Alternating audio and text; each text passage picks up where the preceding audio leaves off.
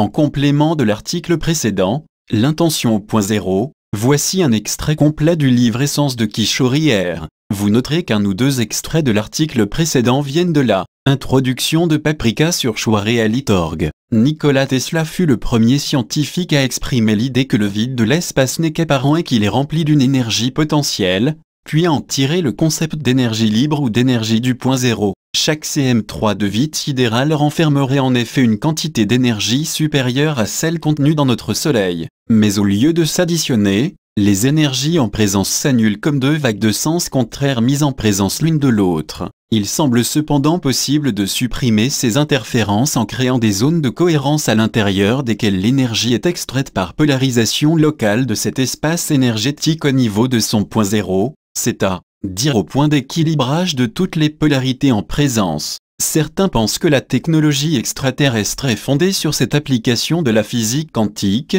en polarisant légèrement le vide par un procédé encore mal connu mais basé sur l'électromagnétisme. On arriverait à récupérer un peu d'énergie qui, une fois injectée dans un système de propulsion, lui permettrait de restituer continuellement plus d'énergie qu'il n'en consommerait. Le système n'aurait ainsi besoin d'aucun carburant pour fonctionner. Il ne ferait que pomper l'énergie disponible partout en permanence. Naturopathe professionnelle de formation, Kishori est ce que l'on pourrait appeler une intuitive médicale. Depuis plus de 10 ans, elle fait des recherches sur l'ADN et sur les moyens de le reprogrammer et de se le réapproprier. Elle vient de mettre en lumière le fait que le point zéro se trouve non seulement partout dans l'espace, mais également en nous, dans notre être spirituel, au point de rencontre et d'équilibre entre les forces contraires issues de la dualité qui s'affrontent à l'intérieur de chaque être humain. C'est dans ce point zéro spirituel que l'on peut apprendre à vibrer sur la fréquence de notre véritable essence et devenir un être complet, un être prêt à affronter la multidimensionnalité.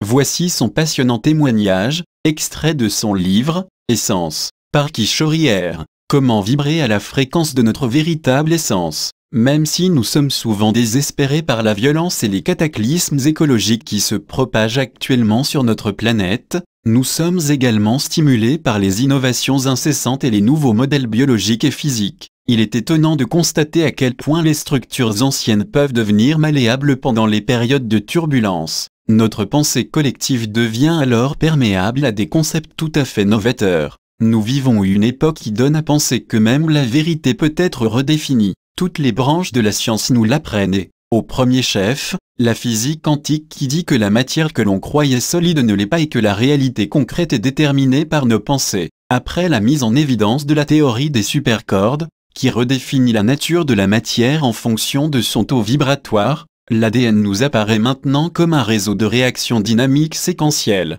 animées et influencées par l'environnement. La dynamique du vivant est interrelationnelle. Un gène X activé assez longuement pourra déclencher un gène Y, et cette activation de XY entraînera l'activation de Z. L'enchevêtrement des réactions du système génétique brise le concept d'ordre établi par Watson écrit qu'en 1953. Suzanne Sedon-Boulay 01 à l'instar de la physique quantique qui, grâce à la loi des supercordes, a démontré que la matière ne se définit plus en fonction de ses composantes chimiques, mais plutôt en fonction de la fréquence et de l'intensité du taux vibratoire de ces éléments. L'existence peut être perçue en fonction du taux vibratoire d'un réseau de probabilités qui interagissent et s'entrecroisent. Les fréquences des unes et des autres se repoussent et s'attirent, et nous vibrons simultanément dans un réseau qui se modifie continuellement au gré des fréquences émises. Au cours de mes quelques 30 années de pratique spirituelle, j'ai senti un changement de fréquence s'opérer sur la planète. J'ai la conviction que l'heure est enfin venue de transformer les vieux paradigmes sur lesquels se fondent nos programmes génétiques humains.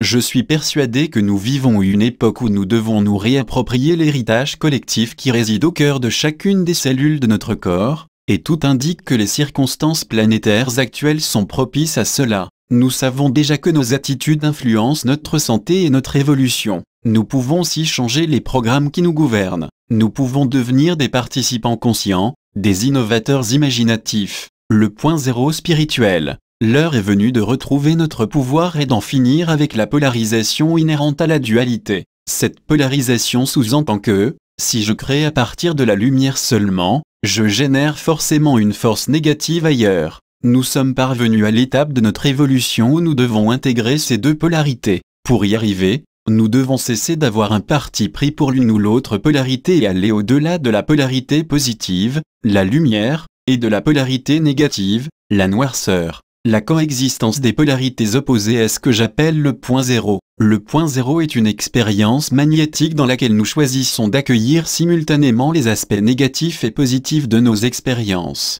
Pour mieux comprendre le point zéro, pensons au Taichi dans lequel tout n'est que fluidité et mouvement. Oublions pour un moment la personne qui pratique cette discipline et suivons le parcours de ses mains. Absorbons-nous dans leur danse fluide et gracieuse. C'est ainsi que l'on peut se représenter le point zéro, comme deux polarités en mouvement qui communiquent entre elles et s'équilibrent sans qu'aucune des deux ne prédomine. On peut se représenter le point zéro comme deux polarités, deux flammes jumelles qui communiquent entre elles et s'équilibrent en une figure harmonieuse. Imaginons que l'une des mains décide brusquement de prendre le contrôle et s'immobilise ou décide de bouger indépendamment de sa partenaire. Fini la fluidité, envolez la grâce. Le mouvement sera automatiquement déséquilibré et il finira par se figer. C'est cela, être polarisé, la main qui prend le contrôle, telle une polarité prédominante, interrompt la chorégraphie et le courant ne sera rétabli que lorsque les deux mains seront de nouveau en interaction. Nous connaissons tous des moments où nous sommes figés. Cela est dû à un programme inconscient et peut survenir dans de multiples situations. Ainsi, lorsque le processus que nous traversons est polarisé par la honte ou la peur, nous devenons paralysés, et la seule façon de nous remettre en mouvement est d'unir la honte ou la peur avec sa polarité opposée, la confiance en soi. Par exemple, même si nous vivons dans un monde polarisé, nous pouvons rester fluides grâce à la coexistence au point zéro. Nous pouvons unifier nos intentions et nos commandes et vivre dans l'état d'amour au point zéro. L'état d'amour se situe au-delà des polarités positives et négatives. Dans cet état, le bien et le mal, la lumière et la noirceur, le bon et le mauvais et toutes les autres manifestations de la dualité, coexistent en un point d'équilibre appelé le point zéro. Le point zéro n'est pas un état neutre. Le point zéro n'est pas statique. Il est multidimensionnel, en mouvement continu et il se maintient au centre d'un espace qui change continuellement. Si le point zéro est constamment en mouvement, c'est que la force positive de la lumière et la force négative de la noirceur y cohabitent sans s'annuler malgré leurs polarités opposées. En équilibrant les deux polarités en nous, nous pouvons choisir de vivre dans la compassion et l'amour. Si nous parvenons à intégrer les charges positives et négatives de notre vécu, nous créerons inévitablement une vie équilibrée et harmonieuse. Parce que nous avons déjà maintes fois expérimenté le déséquilibre des polarités, je crois que nous sommes prêts, désormais, à intégrer celle-ci et à créer une nouvelle réalité fondée sur l'état d'amour au point zéro plutôt que sur l'énergie des polarités positives ou négatives. En dehors de l'état d'amour au point zéro, nous sommes polarisés, que ce soit dans le bien ou le mal, dans la lumière ou la noirceur, etc. Or, que se passe-t-il lorsque nous accomplissons une tâche, un projet ou une activité dans cet état? Nous créons en même temps son opposé. Bien sûr, nos actions polarisées peuvent nous conduire au résultat souhaité, mais en y regardant de plus près, nous verrons que notre projet a exigé plus de temps, d'énergie et de stress que nécessaire. Il est possible aussi que le résultat final, bien que convenable, ne soit pas approprié à notre situation personnelle. Mais parce que ce projet est polarisé, et donc soumis à la loi de la rétroaction, il créera automatiquement sa contrepartie ou manifestation contraire au niveau énergétique. Le seul moyen de sortir de ce cercle infernal consiste à accueillir les charges négatives, à les utiliser et à les intégrer pour qu'elles deviennent comme les pôles d'un aimant qui attirera dans notre vie tout ce dont nous avons besoin. Il est difficile de maintenir une charge positive très forte quand la charge négative est faible, et plus difficile encore de manifester solidement de nouvelles réalités si la force magnétique est insuffisante pour qu'elle colle à notre vie comme des aimants sur la porte du réfrigérateur. L'intégration des charges négatives est un processus puissant. Imaginez l'intensité de la charge de la colère accumulée depuis de nombreuses années face à un parent abusif. Si nous pouvions mesurer l'ampleur énergétique de cette colère, nous serions impressionnés par sa force magnétique. Une fois cette charge intégrée dans l'ADN, elle devient un pôle négatif formidable avec lequel nous pouvons agencer un pôle positif équivalent sans avoir besoin de la colère. C'est ce type d'agencement qui constituera dorénavant notre pouvoir de manifestation. Pour mieux visualiser le point zéro, imaginez un ballon d'anniversaire rempli d'eau, flottant au milieu de l'océan, ballotté au gré des variations climatiques et des vagues. Le point zéro se situe au milieu de ce ballon, un point constamment équilibre. Au centre du ballon, malgré les turbulences extérieures. Thomas Zalankopra 23. On peut aussi voir le point zéro comme un point fictif au milieu d'une ligne droite comportant une polarité négative à une extrémité et une polarité positive à l'autre. Cependant, je préfère utiliser l'image d'une sphère. Au point zéro, la force positive s'avère optimale en raison de son potentiel mis en action par la présence de la force négative correspondante, les deux étant maintenus dans un équilibre parfait. Nous allons donc imaginer que deux forces opposées peuvent coexister dans le même espace sans s'unifier, comme les deux pôles d'un aimant. Maintenant que nous utiliserons la charge magnétique d'une émotion autrefois troublante et débilitante pour créer ce que nous voulons au point zéro, nous ne verrons plus la charge négative comme une chose à combattre mais bien comme une force créative. Voici un exemple de formulation pour une intention: je choisis de m'amuser, même si je suis fatigué. Pour renforcer l'idée que l'on englobe toutes nos émotions dans notre intention, on peut parfois remplacer la formule je choisis, même si, par je choisis, tout en m'amusant, ayant peur, doutant de moi, ayant des hésitations, etc. Peu importe la formule, l'important est de créer en incluant toutes ces émotions. Ce faisant, nous sentirons une nouvelle énergie circuler et vibrer à l'intérieur de nous. Nous éprouverons un sentiment de puissance et nous réglerons nos conflits très rapidement puisque nous en tirerons parti au lieu de les éviter. On entend souvent dire qu'il faut dominer sa peur parce que le simple fait d'y penser accentue son pouvoir sur nous. On dit aussi que la peur est tellement puissante qu'elle peut concrétiser cela même qui nous effraie. Or c'est précisément ce pouvoir que nous voulons exploiter au point zéro. En permettant à nos peurs de coexister avec nos espoirs et nos projets au point zéro, nous canalisons cette puissance. À travers nos intentions, nous orienterons le pouvoir de la peur de manière à répondre à nos besoins. Au lieu d'avoir peur de la déception qui peut suivre un moment de bonheur, nous reconnaîtrons et accueillerons ce sentiment. Ainsi, nous ferons en sorte qu'il serve nos intérêts au lieu de nous nuire. Prenons l'exemple d'un rassemblement comme un congrès ou un sommet d'État. Avez-vous remarqué que,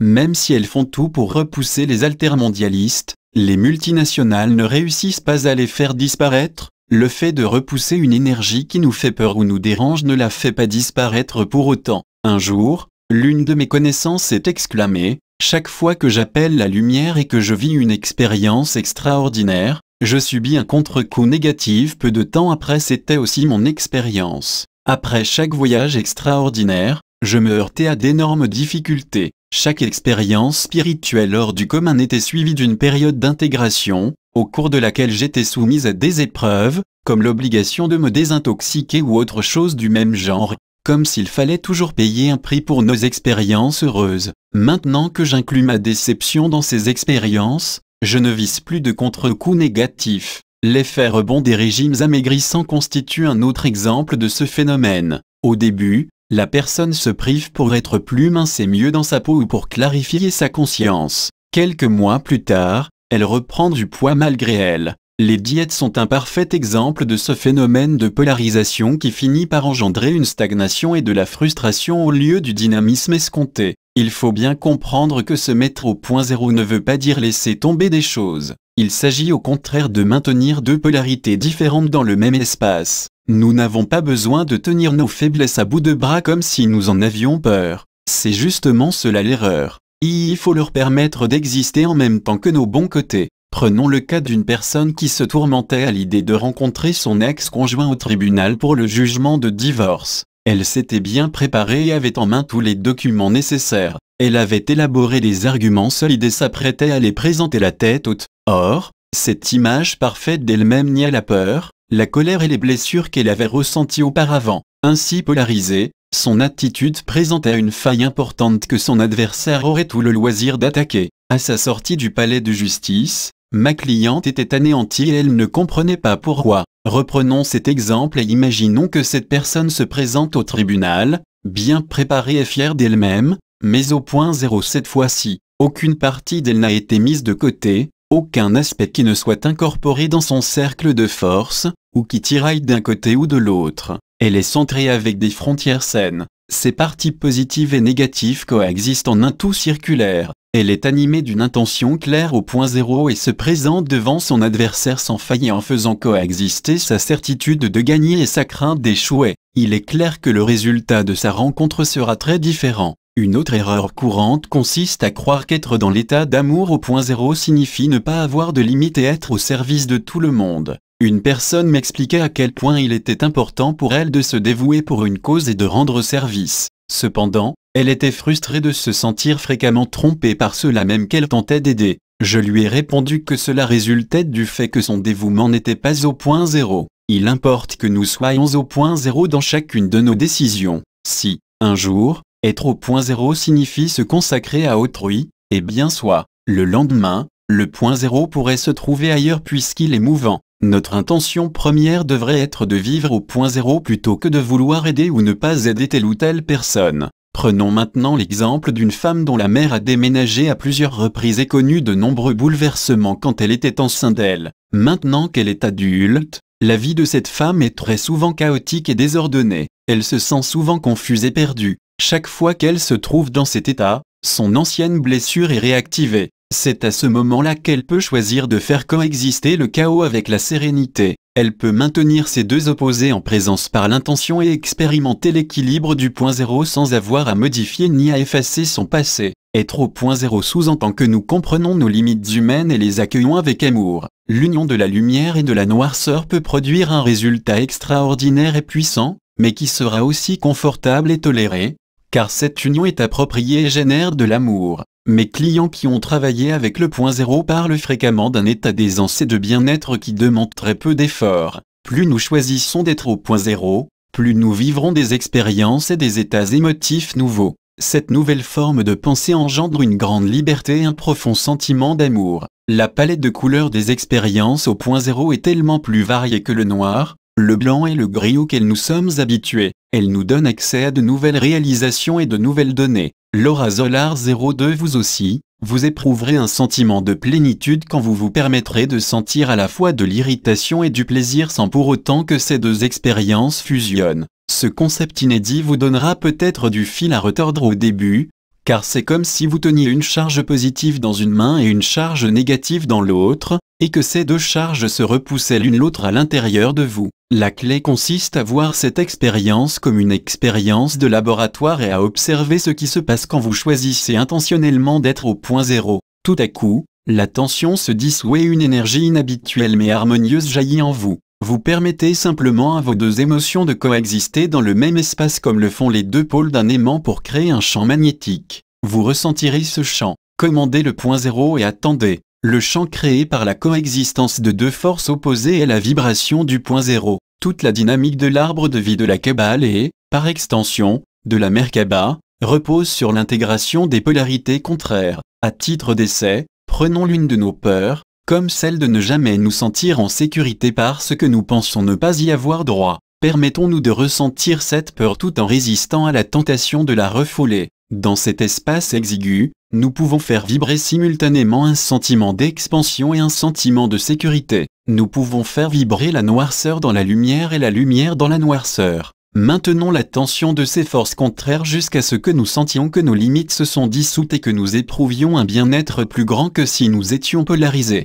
Comment atteindre le point zéro ou s'en rapprocher de façon régulière et constante? En utilisant le pouvoir de l'intention. Par exemple, chaque matin au réveil, vous pourriez formuler l'intention suivante: aujourd'hui, je choisis d'être au point zéro même si je ne sais pas comment faire. Vous pouvez aussi vous exercer à mettre tous les incidents de votre quotidien au point zéro. Le garagiste vous énerve? Changez votre fréquence en disant intérieurement: je choisis de vibrer sur une autre fréquence tout en étant frustré par l'attitude du garagiste. Vous faites la queue à la caisse d'un magasin et commencez à vous impatienter. Dites: je choisis de mettre cette expérience au point zéro tout en étant irrité par la lenteur de la caissière. En utilisant ainsi les petits événements du quotidien, vous accumulerez des expériences au point zéro. Une fois que vous en aurez amassé suffisamment, vous découvrirez une nouvelle façon de vivre et, au lieu d'être gouverné par vos vieux programmes, vous commencerez à vivre des expériences originales.